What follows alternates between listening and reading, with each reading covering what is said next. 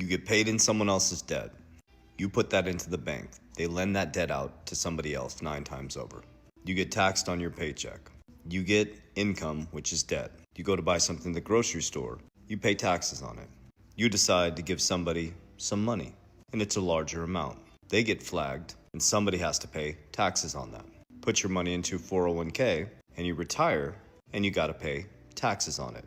So you get paid in someone else's debt. You trade time, labor for debt. You get taxed on that debt. When you retire, you gotta pay taxes on the retirement. And during that time, they've eroded the buying power of your income, which is debt, at about 2 to 3% inflation after about 30 to 40 years of your retirement age or your retirement working life, they've pretty much cut the buying power of your dollar in half due to inflation. So inflation is silent taxation. They get you through taxes. They pay you in someone else's debt. Oh, and they bury you in a debt monetary slave system where they teach you to borrow against your future self and have a good credit score. So now you get paid in someone else's debt. You got to trade time for money, which is debt. You get taxed on that debt. When you retire, you get taxed on it. By the time you retire, your purchasing power has been eroded in half. You monetize against your future labor that you haven't worked yet by spending an auto loan out 72 months and a mortgage 30 years.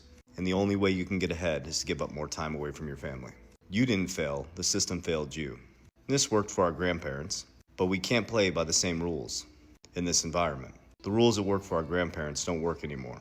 If you don't realize how to trade your income and turn it into cash flow, and then transmute that cash flow into assets that beat inflation, and when those assets go up and appreciate over time, which are called offense, which cycle and go up and down, and pull profits before people come in to get rich quick, and then you take those profits and you put it into defense.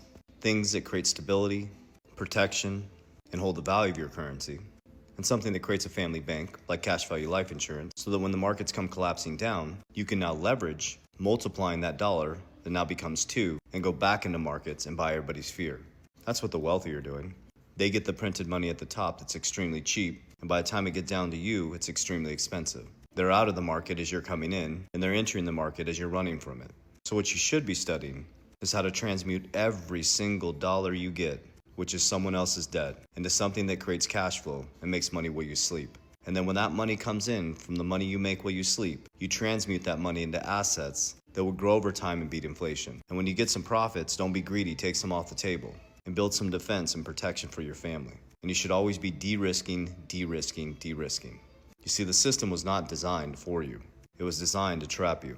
And like I said, we can't play by the same rules that our grandparents did in this new economy. I hope these daily education help you wake up to the reality that you're facing and the things you can do about it. Love you guys.